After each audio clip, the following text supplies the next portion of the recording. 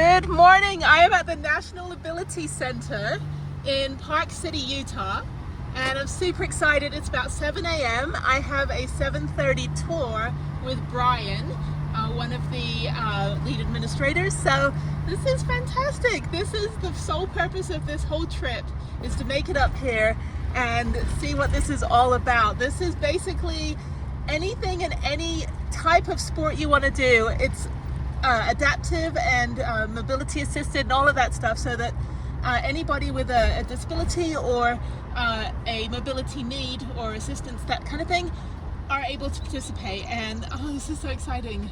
This is fantastic. I don't know where I'm supposed to park. I think I'll park over here.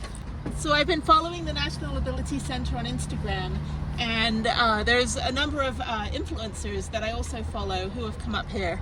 And there's still a stigma, even in 2024, people are like, oh, disabled people can't participate, they're liabilities. It's like, no, they're not. And you can hike in a wheelchair, believe it or not. You can go skydiving if you're, a disabled person. You can swim if you have, a disability. You can run a marathon with one leg, if you have the proper prosthetic. You can rock climb if you have no use of your legs. There are adaptive technology in 2024 that will enable you to participate if you have a mobility assisted need, or if you have a disability, or if you're, an amputee or a paraplegic. There are ways that you can do everything that an able-bodied person can do. And I've seen this in my real life going around all over the country. And so when I get rangers that are like, oh, I didn't know blind people can hike, I'm like, yes, they can. If they have a service dog, the service dog is basically their eyes and their ears and, their navigating tool.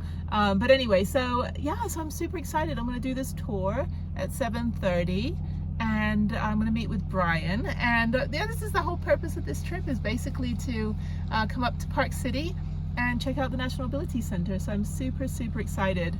And there's a bunch of mountain bike trails, also adaptive friendly trails, and they just have all the facilities in here. They've got, I think they have a summer camp today for a bunch of kids. They've also got archery and challenge course. It says they've got the lodge and the hub, so you can do like multi-day stays here. And that's really what I want to do for Hike Bike Alike, is I want to be able to raise the money. So please donate. Go to the link in the description. Please donate, and I want to be able to send groups of people out here. So my main focus in the disability world are people that are newly disabled, maybe the Jeffs of the world. My best friend Jeff, who got in the motorcycle crash, lost a leg, and once he gets back into normal society again, he's still going to want to mountain bike, or God forbid, try to ride a motorcycle again. But he's going to want to do the activities he did before, and he's going to want to do them with his able-bodied friends. Now, what happens if you're in an interabled relationship? Maybe like the husband got in an accident, lost an arm, or the wife got in a crash and maybe she has partial paralysis, or maybe there was a combat veteran in the family that has PTSD. How do you spend the summer with your family and your kids, going out and about trying to do stuff when you're the kind of the quote odd one out? How do we elevate that person up to the status where they're able to participate with their family? And how do we remove that stigma, so that when they want to go to Aspen and go hiking or mountain biking, that one member of the family doesn't have to just sit out, and that's a big deal too, is that, or the rest of the family just doesn't get to do anything because one person, has a disability and doesn't have the mobility assistance to be able to participate. What happens if you're a domestic violence survivor, or a survivor of sexual assault, and you want to just, you're kind of in that fight mode. You're like, what, I just want to go do something that is way out of my comfort zone. I'm going to go rock climbing. Well, what about the instructor? Like, how do we let the instructor know how to put a harness on somebody that has sexual trauma? Like, how do we have instructors know how to speak to somebody that has PTSD? Even when I was at Winter Park, and I was at Trestle, was it Trestle? Yeah, Trestle. They had a number of seasonal employees, and one woman was, it was Trestle. I can't remember which parks I was going to, but one of the, they had the beige jackets on. I think it was I think it was Aspen Snowmass. That's right, because the lady that was helping people onto the like telling people where to go on the gondola was waving her hands like this, and you know, instead of doing the Disney point, which is this, you know, but she was waving her hands like this, and I told her, I said, ma'am, like, and it might have been a cultural thing because they have a lot of foreign employees, but I said, you cannot shake your hands like this in front of people. Like that is, it's a really invasive move, and it may not mean much to most people, but if you are, you know, if you have any kind of like, you know, anxiety or trigger or PTSD or anything, if somebody comes up to you and starts waving their arms around at you, then, you know, it's, some guy's looking at my van. You looking at my van? I don't know who that person is. Okay, I don't know if that's the person I'm meeting with, but anyway, I had to let her know. I said, by the way, can you just not be so animated with your hands, because it's a little bit in your face and it could trigger somebody. And she, you know, she just didn't know. Like, it wasn't her fault. I mean, she had no idea. But that's the thing, little stuff like that, like understanding that if you know that you have someone in the group that, you know, has a little bit of, you know, fear is one thing. Every instructor, every adventure instructor deals with customers that have fear. Fear is not PTSD. Fear is not anxiety. Fear is just kind of like just what you have. Like, I'm scared of a bunch of things. But the PTSD specifically, what it means is that you could go on, you know, 109% in your world, working out fine, doing everything fine, and then all of a sudden, you know, there's a smell, or there's a sound, or you hear a bang, and your whole day is ruined. You suddenly have this physical reaction that you have no control over, and that's it. And your day is gone. So I think that might be the person I'm meeting with, actually. It's always awkward when I'm like, I'm supposed to meet you at 7:30, it's 7:10, and I'm kind of like half meeting you now. No, it's great. But yeah, so it's really hard to understand that PTSD never goes away, and it doesn't matter how much medication you have or how much, you know, that you do in your life to try to put a band-aid on it. The reality is that it's there. So what the VA is doing, and what I've been through, is prolonged exposure therapy. And what prolonged exposure therapy does is that it makes you face your triggers, not face your fear, because that's different. Face your triggers, and what it makes you do is you, like, for example, if you were assaulted, right? The prolonged exposure therapy course would be to constantly talk about it and run through the scenario over and over again on a daily or weekly basis, out loud to somebody, your therapist or somebody that you trust that isn't going to judge you. And as you talk about it, you breathe through the physical reaction to it. So there might be a part of the story where you suddenly feel nauseous, or you feel sick, or you start closing up, or you have panic attack. And the idea is that you want to get through it so that you can manage the physical reaction without medication and without, you know, alcohol or drugs or anything like that, or without just ignoring it. So there's that, and it's been very helpful for me for what I've been through. And so another form of prolonged exposure therapy is doing activities similar to your accident or similar to your injury, but in a safe environment. So for me, for example, my PTSD is it's very acute, which means it's very small, but it has to do with falling off a training course and breaking my pelvis and my back 20 years ago.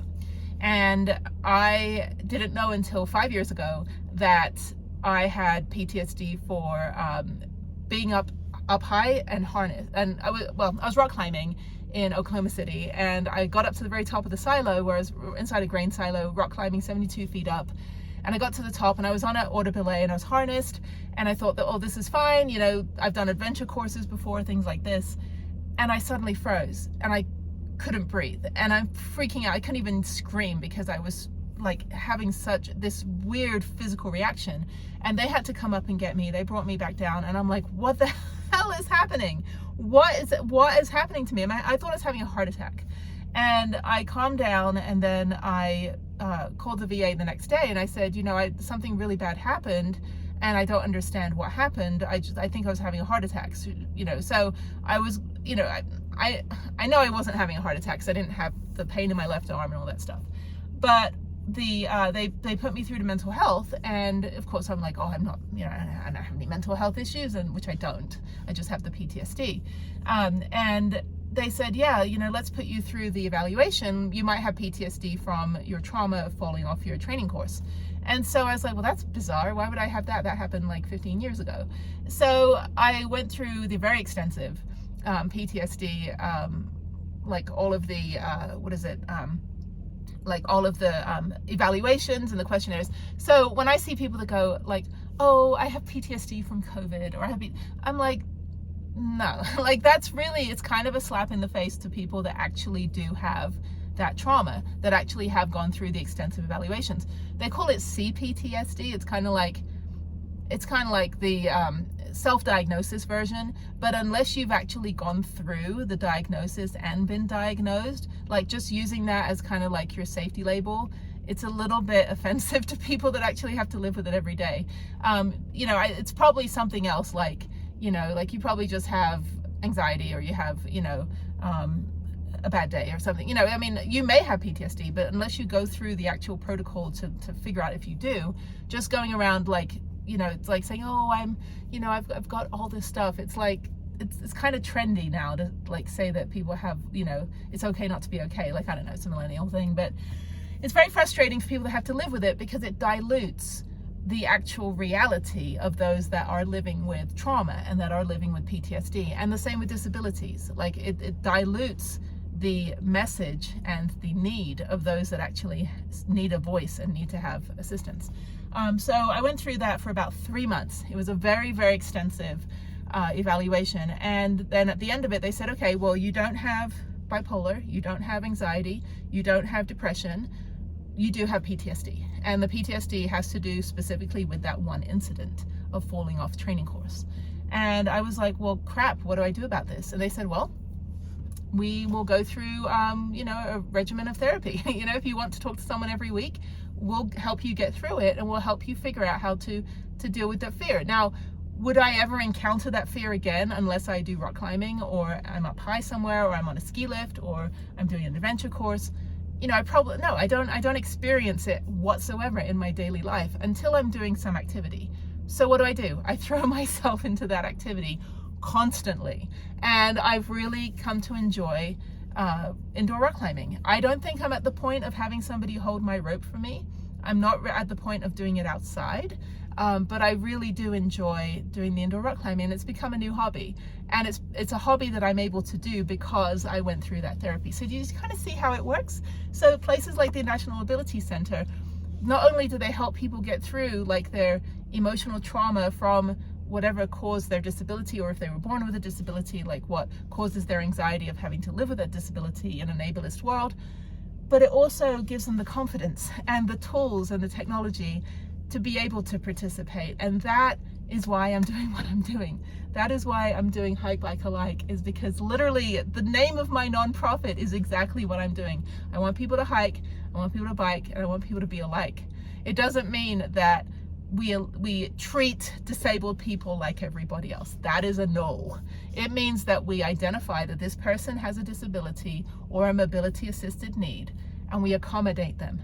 And that is the dialogue that we need. Not that, well, we're just going to treat you like everyone else. No, we want you to participate like everyone else, but we have to identify that you do need a little bit of assistance. You do need a piece of technology. You do need, you know, something adaptive. You do need an instructor that is trained. That is what you need, and that is what we need to provide. And it's so expensive. I mean, some of this gear is like $20,000, and it's an uphill battle, pun intended, if you're hiking.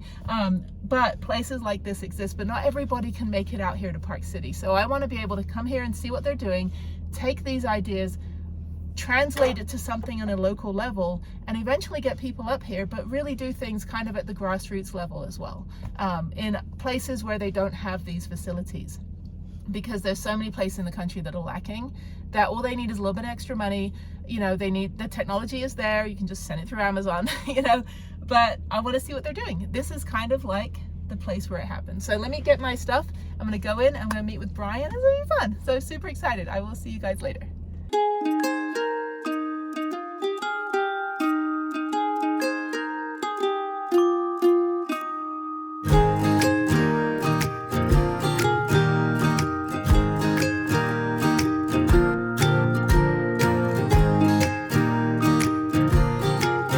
In the window over there, they have the Disability Pride Month flag, And the charcoal is mourning for ableist violence and abuse victims. Green stripe is sensory perception disabilities.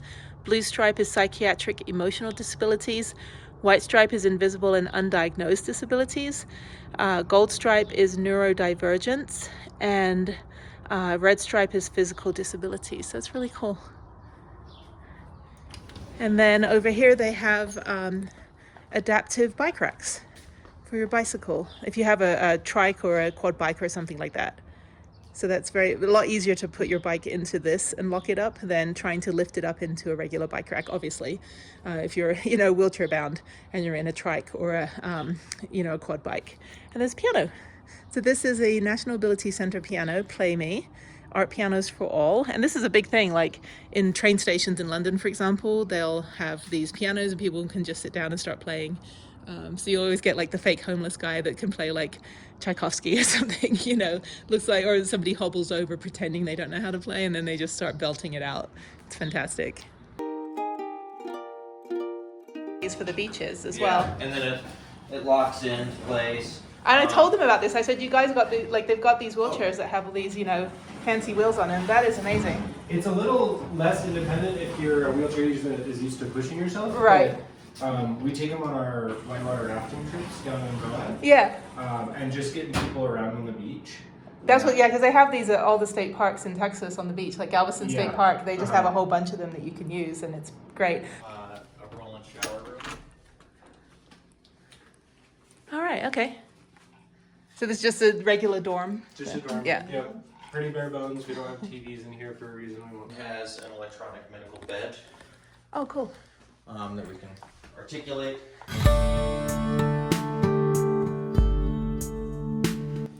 We'll eat. If you need coffee, have coffee.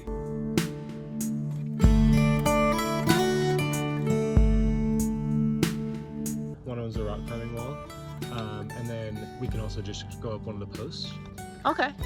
And then if you see in the middle right there, there's the two bridges that go across. So you can actually take a wheelchair and go across, and then you can zip line. Oh, that's awesome. Hello. Aren't you a beautiful dog? Oh, wow.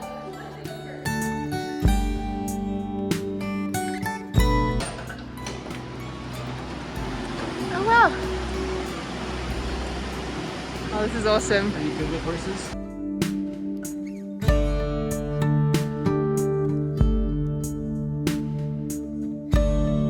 I love bikes. It's our bike shed. Oh, wow. Bike barn.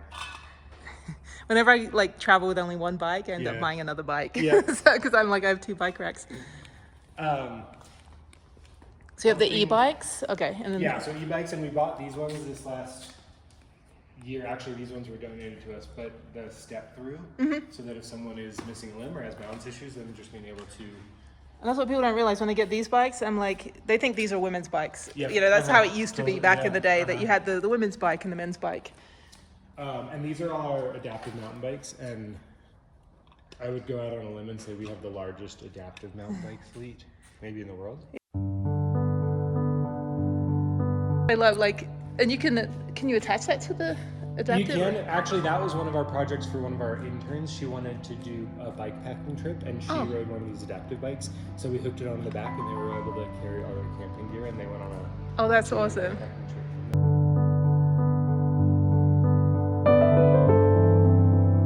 All right, I'm done with the tour. I got some stickers. I bought a t-shirt, got some postcards. That was really, really cool.